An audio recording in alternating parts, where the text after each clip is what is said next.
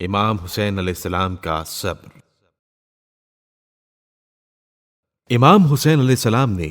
مصائب و آلام میں جس شان سے صفت صبر کا اظہار فرمایا ہے، اس کی نظیر بھی تاریخ عالم میں کہیں نہیں ملتی۔ ایک دو مصائب میں صبر کرنے والے تو بہت سے خاصان خدا مل جاتے ہیں، لیکن بے شمار مصائب میں حسین علیہ السلام کی طرح صبر کرنے والے نظر نہیں آتے۔ حضرت نوح علیہ السلام، حضرت ابراہیم علیہ السلام، حضرت موسیٰ علیہ السلام اور حضرت عیسیٰ علیہ السلام وغیرہ انبیاء نے بھی صبر کیا اور اپنی قوم کے سخت سے سخت مصائب جھیلے، لیکن امام حسین علیہ السلام کا صبر ان سب سے آگے بڑھ گیا۔ ہم اس مقام پر مختصراً بعض مصائب و آلام بیان کرتے ہیں جن کے ہجوم میں حسین علیہ السلام نے اپنے بہترین صبر کا مظاہرہ کیا۔ اپنے عزیز وطن مدینہ سے جدا ہونا، اپنے بزرگوں کی مقابر کی زیارت سے محروم ہونا، خاص کر نانا، مادر گرامی اور برادر کے روضہ مبارک سے جدا ہونا، گرمیوں کی سخت دھوپ میں سفر کرنا، عین حج کے موسم میں حج کو ترک کرنے پر مجبور ہونا، منزل قادسیہ پر پہنچ کر اپنے عزیز بھائی اور معتمد سفیر حضرت مسلم کی خبر شہادت سننا اور ان کی لاش کے گلی کوچوں میں گھسیٹے جانے کا واقعہ سننا، کربلا میں پہنچ کر لب فرات سے خیموں کا ہٹایا جانا اور خشک ریت پر خیام کا نصب ہونا،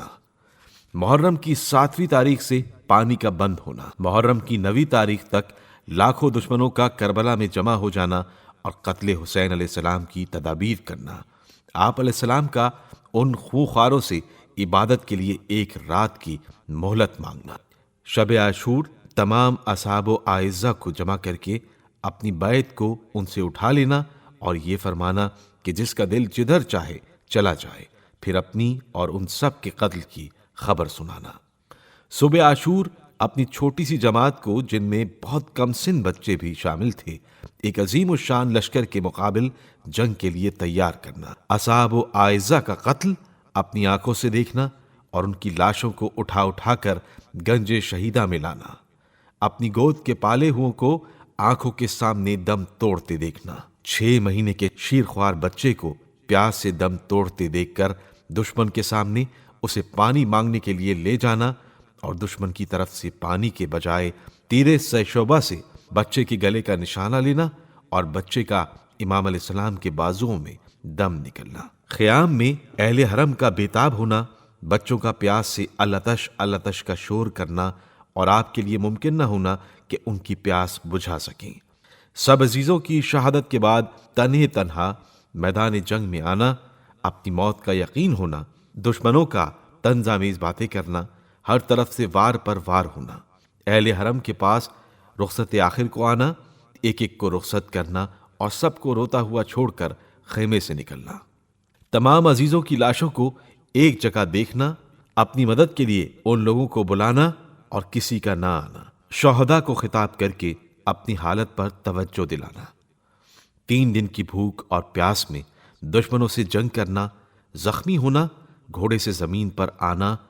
قاتل کا سینے پر سوار ہونا، اہل حرم کی فریاد کو اپنے کانوں سے سننا، دکھیا بہن کا خیمے سے نکلنا۔ یہ وہ بعض مصائب تھے کہ اگر پہاڑوں پر پڑتے تو وہ پانی کی طرح بہہ جاتے۔ اگر غور سے دیکھا جائے تو ان میں سے ہر ایک واقعہ اپنے مقام پر سخت ترین مصائب کا ایک عظیم الشان دفتر ہے۔